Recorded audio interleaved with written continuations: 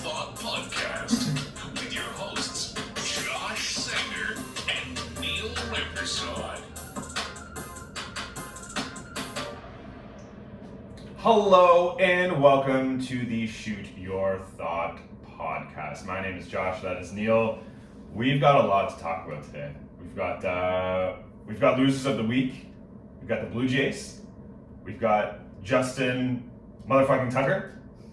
We've got the Steelers and the Giants and the fact that they still suck.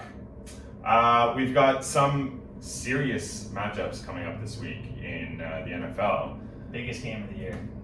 You think so, eh? Biggest game of the year. Anyways, we're going to talk about that. And then Neil and Josh are facing each other this week in fantasy football. You're going down, And Bobby. we're making a little bit of a wager on it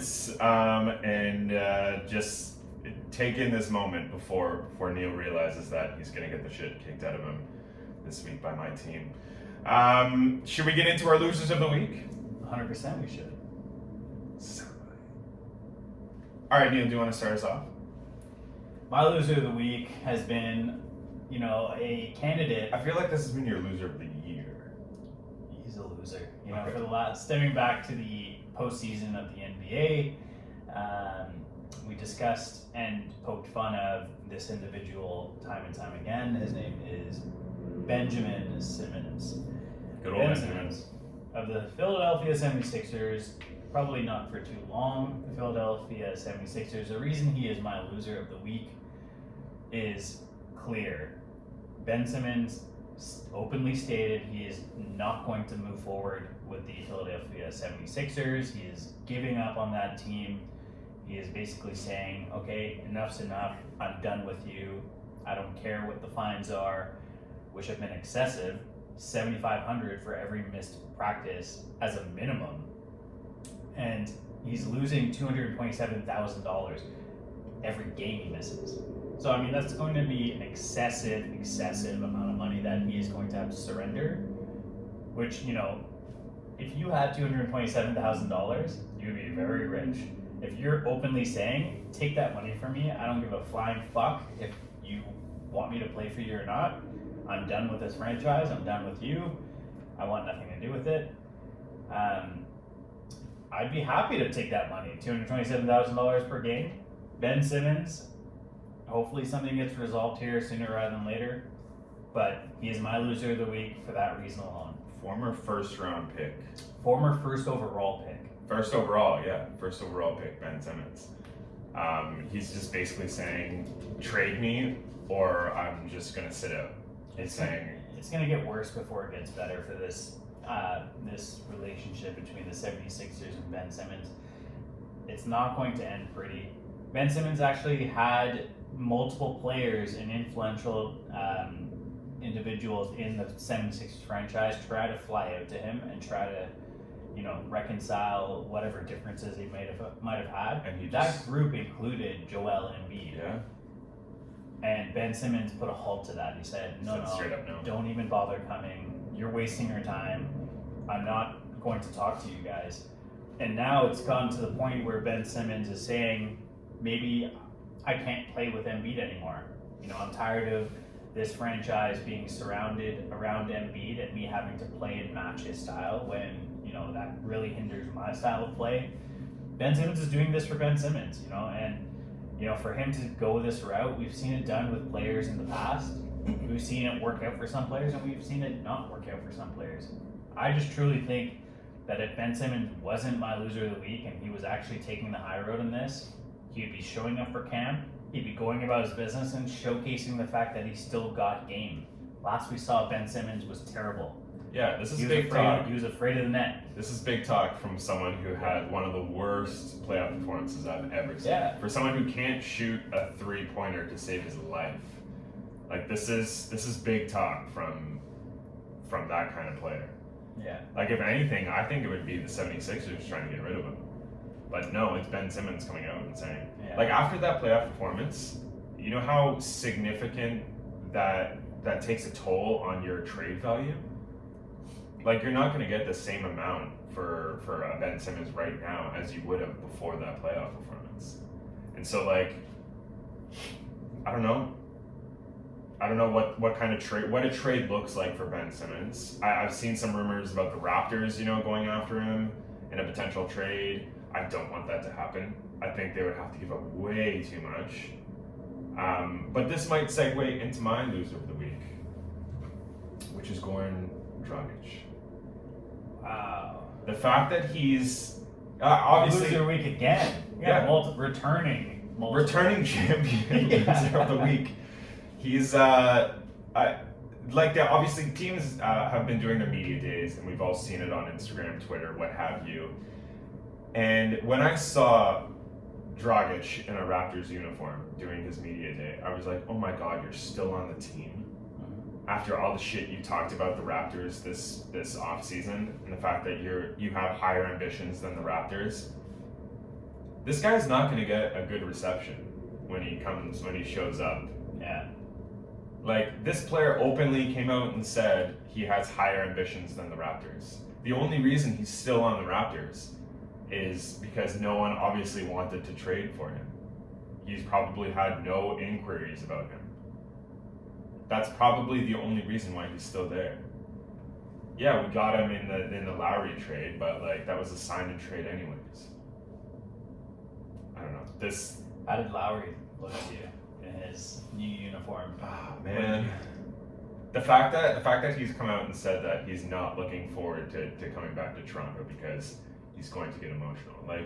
The dude's he's come out and said that he's gonna retire as a Raptor. Yeah. Right before he retires, he's going to sign a 10-day contract with the Raptors. Yeah. This is his home. Toronto is his home. He's a Philly boy, born and raised, but he's come out and said Toronto is his home. Well, Toronto put him on the map as well. We gave him a chance when he was in that timeshare with Jose Calderon all those years ago. Yeah. But we're getting away from the fact that we're talking about a loser here. We're talking about a loser. We're not talking about We're talking about Goran, the greatest Raptor of all time. We're talking about will go down in history. Slimy bastard. As I don't know. I'm not looking forward to seeing. I think Dragic is gonna have a great year as a Raptor. I really do. I think he's turned the corner. You really do. I think he's starting to buy into this team. A lot of he spent his entire career in Miami. Going from sunny Miami to a cold, blizzardy winter where they play basketball in Toronto. It's tough. It's tough going from, something that you've known your entire life to something that you don't really know much about. I mean, that's the business, though. That's the business side of sports, is that it can happen at any time. Yeah. Maybe I just didn't understand that. All right, shall we move on to some baseball talk? And let's move on to holy is crap. there anything going on in MLB right now? No, I think they're just. I don't think. I totally forgot. The Blue Jays, the Toronto Blue Jays. They've got some games left in the regular season. Oh yeah. They've 4 games left. They are a game back of the wild card spot, but they are a half game back of the Seattle Mariners, who are also vying for that wild card spot. So it's got even tighter, man. There are tighter than Robert Ray's pants. Robert Ray's wearing spandex now, just for context reasons. There are 4 teams, because I think at this point we can count out the Oakland Athletics. Mm-hmm. After last night, they lost to the Mariners. There are 4 teams vying for 2 wildcard spots, and it's going to come right down to the wire here. The Jays are playing the Yankees. They have a chance to split the series, they have a chance to win the series tonight against the Yankees. That's going to be a big game. 30,000 people allowed at Rogers Center. Everyone's going to be tuned into that one as well. And then we got the Jays playing the Baltimore Orioles, who are already obviously eliminated, had a terrible year, but they're still putting up wins. They're still, they beat the Red Sox the other night. So that's not a given. That series is not a given. If the Jays won any chance of making the postseason, it's not really in their hands anymore. They lost that first game against the Yankees in that series, which kind of took the power out of their hands. So not only do they have to win every game going forward, but other teams have to lose games. That's the difficult part. Yeah, we're now relying on the Baltimore Orioles. We're relying. The worst team in the league to take down. You know, that being said, we do have an upcoming series against them to finish off the season. Yeah. Every game is a must-win for the Blue Jays here. You know, you need to not worry about what every other team is doing. Just worry about what you're doing. The last 4 games, you have to win all of them. You have to. And there's no reason that the Blue Jays can't win the last 4 games here. You know, This one's going to be a tough one tonight, though. It's going to be very tough. We're against Corey Kluber. You know, the And starting we got pitcher. Robbie Ray. We got Robbie Ray. So the matchup, the starting lineup is in our favor for tonight's game. I just think, you know, like the offense needs to really come out strong like they did last night and put up some runs early against Corey Kluber, because I don't think he's coming back from a major injury this year. You know, like he's still Corey Kluber, the AL Cy Young winner for so many years. He's going up against the current Cy Young winner of this year. So That's the way you did that. Yeah, exactly. That's the way Nice you did transition there. I feel good when Robbie Ray's on the mound. I feel confident. As soon as the bullpen comes out, though, that's when my confidence goes down significantly. But Romano last night pitched lights out. The Markham boy. The boy from Margaret. I love watching him on the mound because he's like the most relaxed guy you can see out there. He's got the entire crowd on its feet, and he's just like rolling his neck around, and he's got that, you know, porn star mustache on, and he's like, all right, what do I got to pitch this guy to get him out? Like nothing phases him at all. That's what, like, if you see him on the mound, you're like, that guy's a badass. Is that what you think? That's what I think. Have you got a little crush on Jordan Romano? I've never heard someone talk about Have I slid into his DMs once or twice? Maybe I want to hang out with the guy. Call me, Jordan. Who knows? He's in Toronto. He's from Markham. He knows the city. I know the city. We can become best friends. I'm just saying. He's pitching gas. He's throwing gas right now, and it's so crazy because he throws that inning last night was so important to this season. 100%. You know, the way he's been able to command his fastball, the way he's been able to, you know, lock down these games. It's been a revolving door this entire season for this bullpen for Toronto, and just having a guy at the back end. It was his 22nd save last night. It's really important to this team if they have a chance at winning these last 4 games and then going into the playoffs.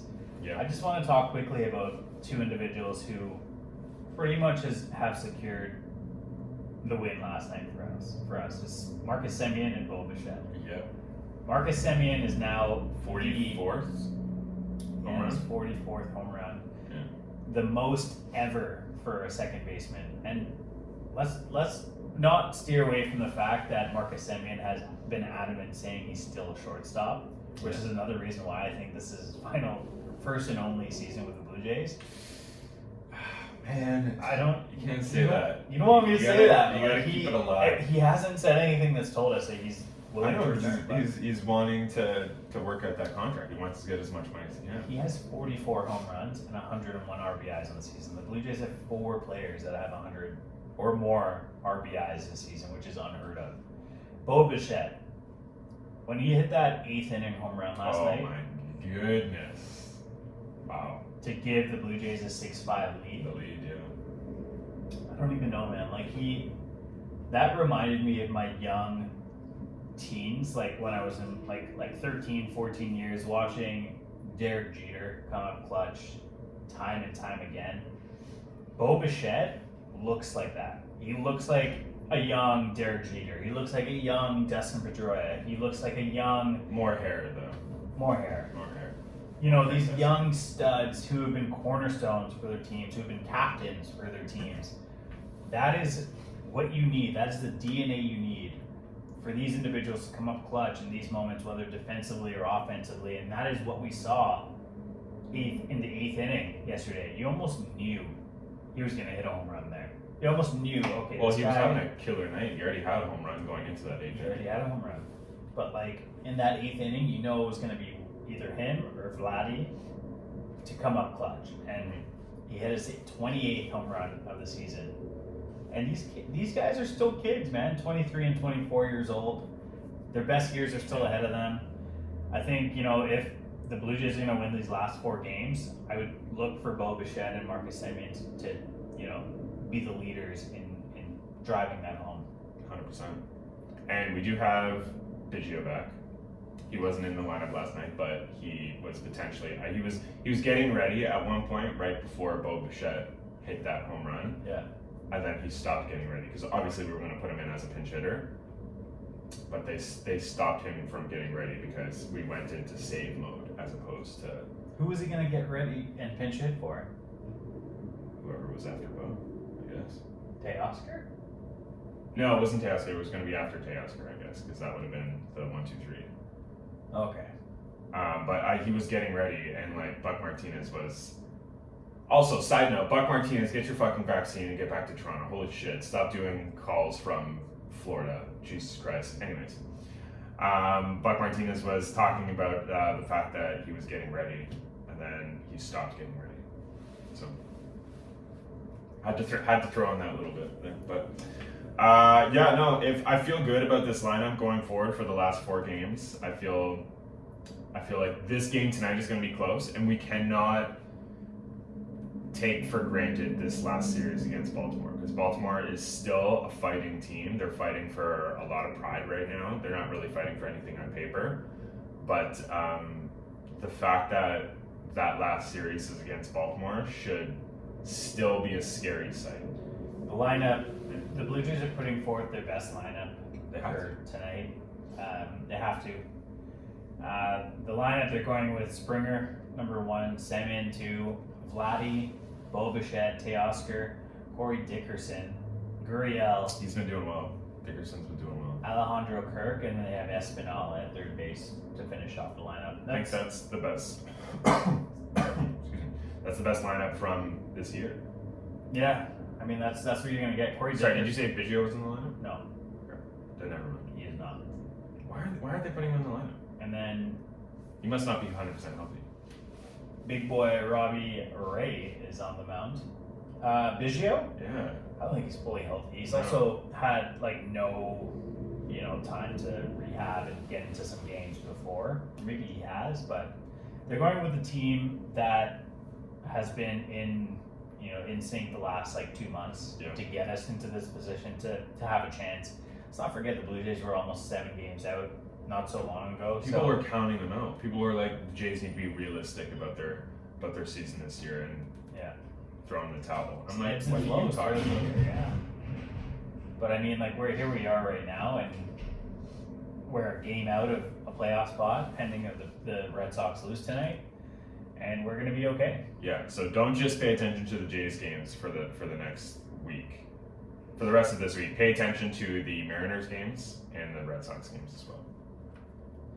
Because I don't think there's any catching the Yankees. Should we move on, Neil?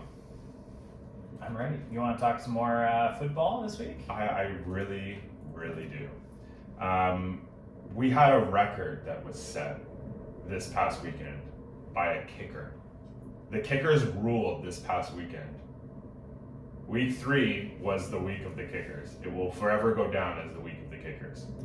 That motherfucker, Justin Tucker. That motherfucker. I might just go change my fantasy name to that motherfucker, Justin Tucker. Yeah. Because that was, what was it, 66 yards? 66 yards. 66-yard field goal. That's most of the field, Neil. He kicked a 66-yard field goal. I couldn't believe it. Like, and to win the game. To win the game. Like, to win the game, and historic. That was historic. And, like, what's so ironic about this field goal is earlier in the day, Matt Prater, who had previously held the record, I think it was at 63 yards. Yeah. It was the longest. Mm-hmm.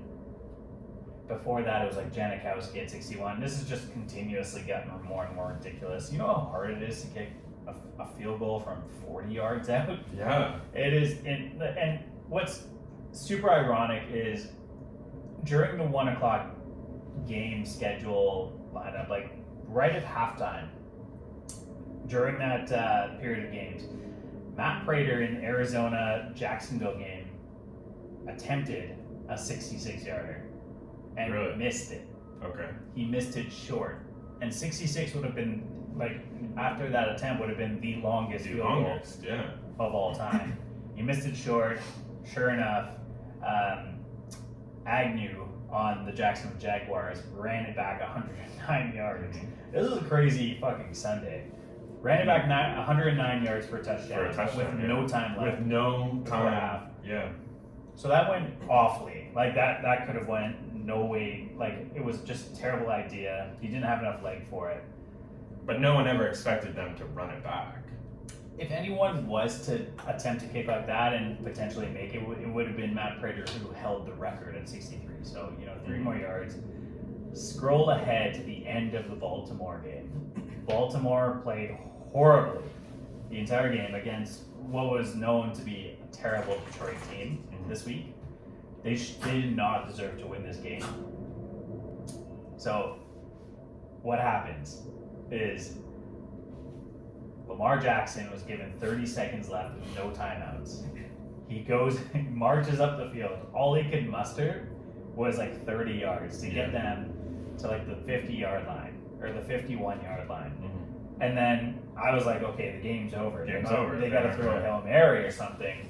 Then I fucking see Justin Tucker warming up on the sideline, ready to come in and kick. I was like, there's no fucking way this guy's going to attempt a 66-yarder. And I remember seeing like on Red Zone earlier in the day that Justin Tucker was like pregame, he was nailing them from 60 pregame and just like casually nailing them like with no effort. And I remember seeing a tweet saying, there's no way that guy can do that in a game. Anyone can do that pregame.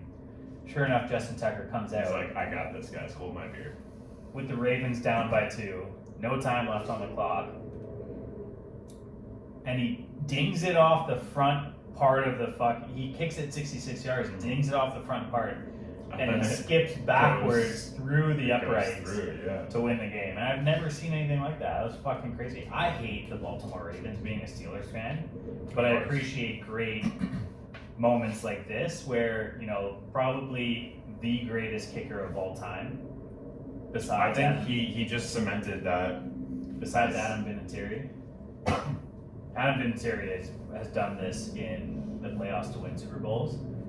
Justin Tucker is doing this during the regular season now. We'll see if he does it in the playoffs this year. But holy fuck, 66 yards, week 3. This is going to go down forever. You're going to see this kick for a long time. Yeah. And then another kick happened in the Sunday night game. At the end of the game, they left Aaron Rodgers with I think 47 seconds left on the clock. With no timeout. With no time. I think he had no timeouts. Yeah. But you can't give Aaron Rodgers that much time. Of course, he's gonna march it down the field. Mason Crosby comes in, wins the game. Like it was the week of kickers. It was the week of kickers, and Justin Tucker's field goal will go down as one of the greatest plays. You're gonna see that on every highlight reel for the next 5 years. I mean, Baltimore did not deserve to win that game, but Justin Tucker is like, I got this, boys. He's like, I got this. The rounds were on him that night. Should we move on to 2 of the worst teams in the league? You want to talk a little bit about what happened to your team this week? What happened to my team? Yeah. The fact that everyone got injured in the same game. Is that what you want to talk about? Sure. We were up against. We had a chance to go 1-2 against the Atlanta Falcons. I believe you should have. We should have gone up, but it took a while to get Saquon moving in this game. The Giants running back, and Daniel Jones just can't find a target, can't find a receiver to save his life.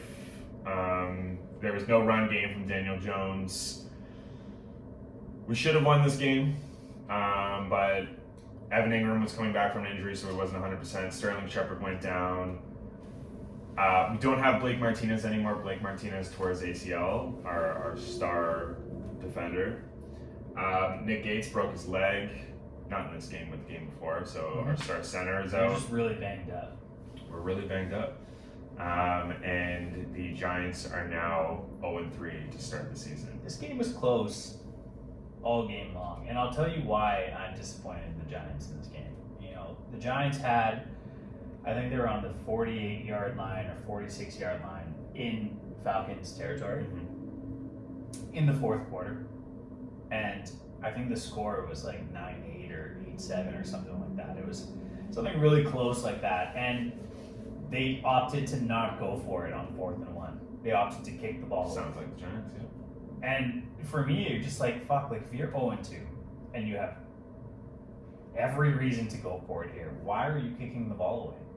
Even if you give the ball up, you've just given up 30 yards to this team, but like you're giving the ball to them anyways for a chance for them to come back and just kick a game-winning field goal after they milk the clock.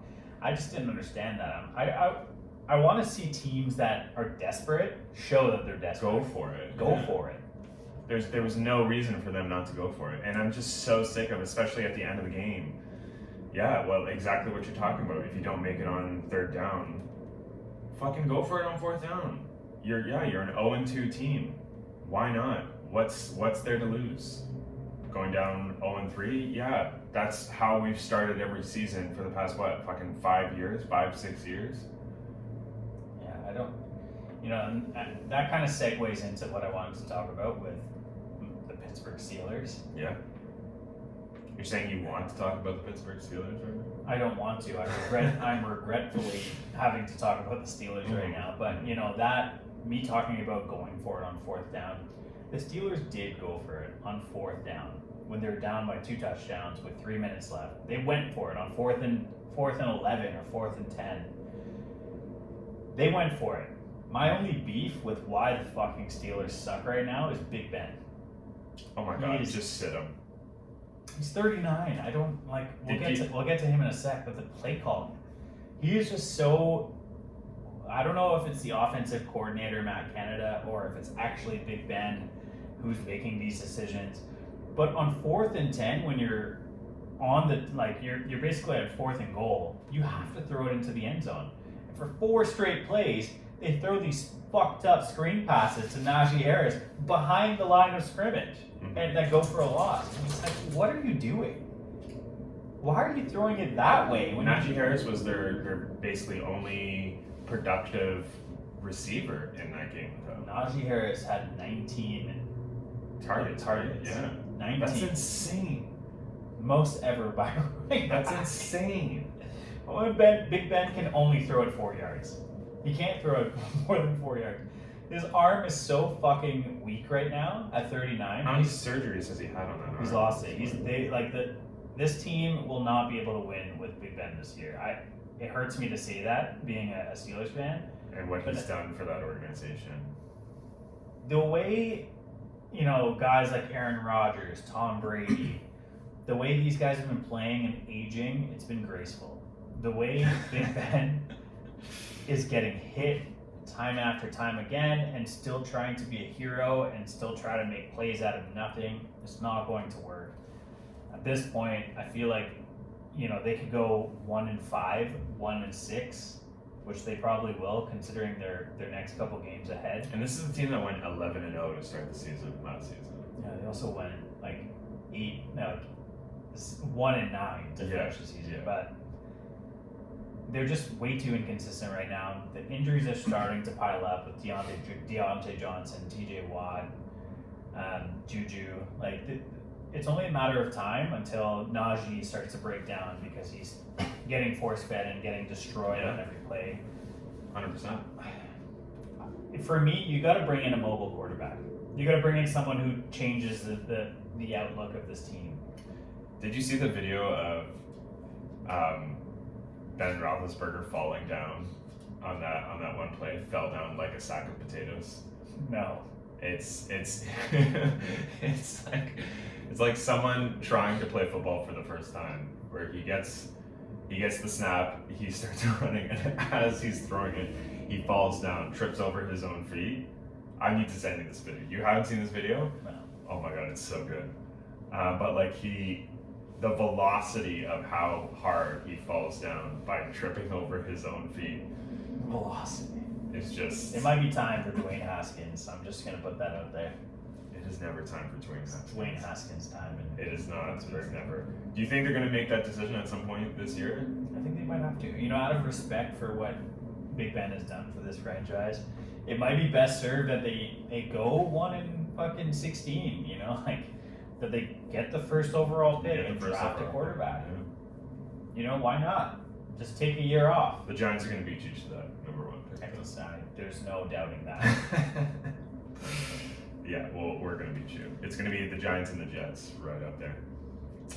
Should we talk about what you said the greatest matchup of this year? I think it's on paper, it's the most talked about. It is the most hyped. The one that everyone's been circling on their calendars all year. I've been looking forward to it. I don't know, like Tom Brady coming back to Foxborough. Being a Steelers fan, man, like I fucking hated the Patriots because they won every single year. Let's be honest. They were either in the finals or they either won every single year for the last decade. Yeah. And now they didn't face off last year, but this year, after Tom Brady won the Super Bowl last year, it forced Bill Belichick to go out and spend the most money ever spent by a franchise in offseason history this past offseason to get that franchise back to the playoffs, to make them relevant enough to beat Tom Brady. Mm-hmm. Here we are coming up this Sunday in the evening slot, Bill Sunday Night Belichick Football. has that opportunity. Billy B against Tommy B. I don't know.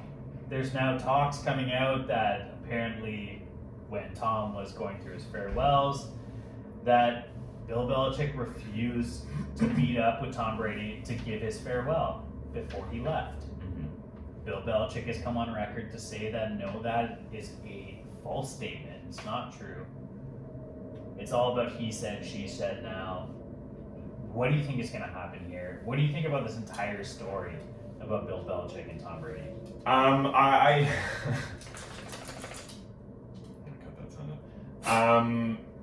think, I don't know. We're obviously going to see a lot of rumors coming out about this situation. I don't think Bill Belichick would have been the person to say, no, Tom Brady, I don't want to say goodbye to you. Don't fly out here. Don't come meet me.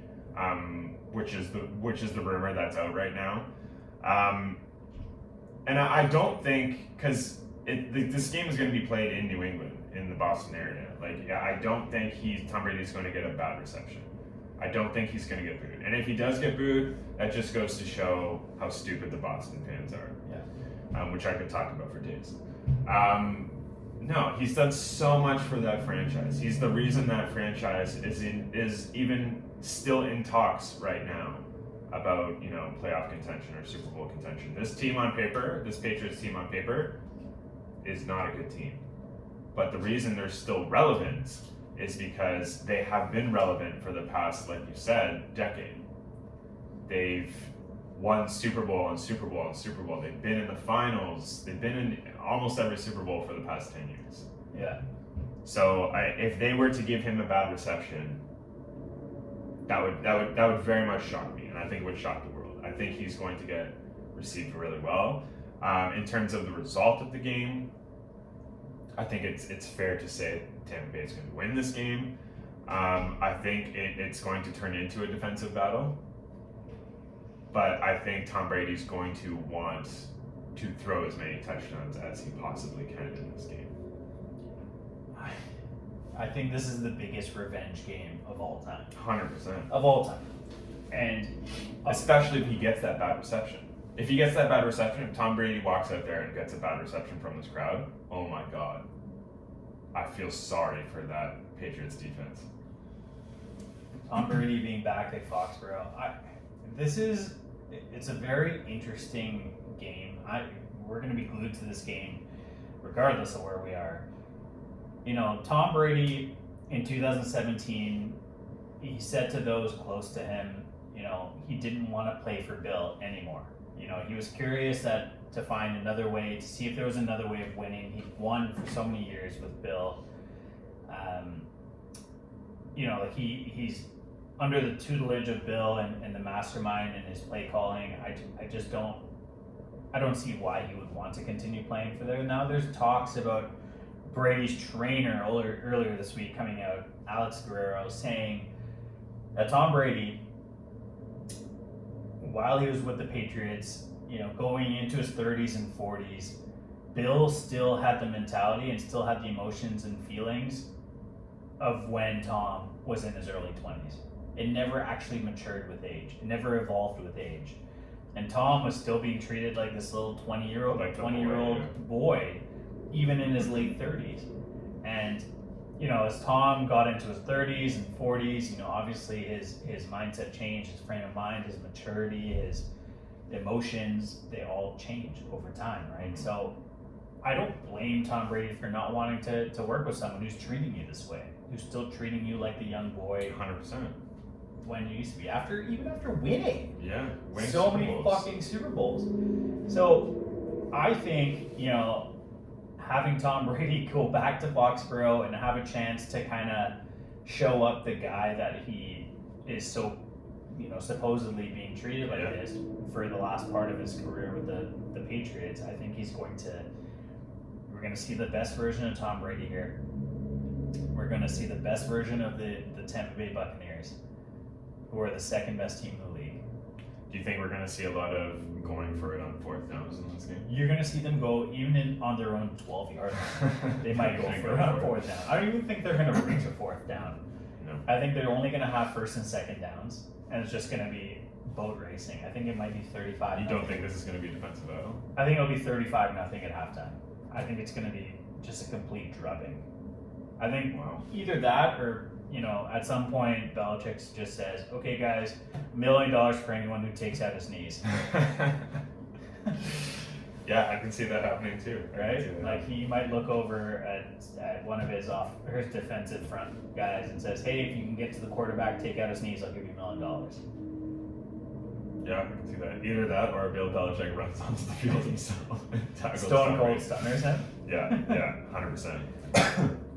I'm very excited for this game. And the NFL schedule makers knew exactly what they were doing with putting this game in this time slot so that everyone can watch this game. Everyone is going to be watching this game. It's going to be a fun one. Should we talk about our matchup this week? 100% we should. We are, Neil and I are up against each other this week in fantasy football. My team is significantly better than his, and I'm going to tell you why. Because my starting quarterback... I'm going to let you talk your shit first. Yeah, absolutely. We'll get into it. Just give me the next half an hour. So it's a 2 QB league, and so I have Aaron Rodgers as my starter. I picked up Jacoby Brissett, and a lot of people will shake their heads at that. But if you look at, Jacoby Brissett last week, he's only rostered in 3% of leagues. But he looked good last week.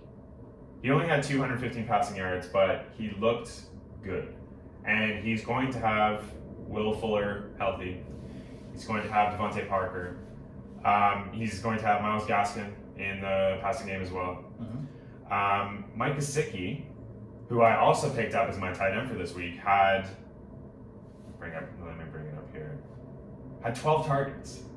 Mike Gesicki, the tight end, had 12 targets. And I saw that and I was just like, okay, if Mike Gesicki is going to get 12 targets, I need him on my team. So you paired the two. I paired the two, yes.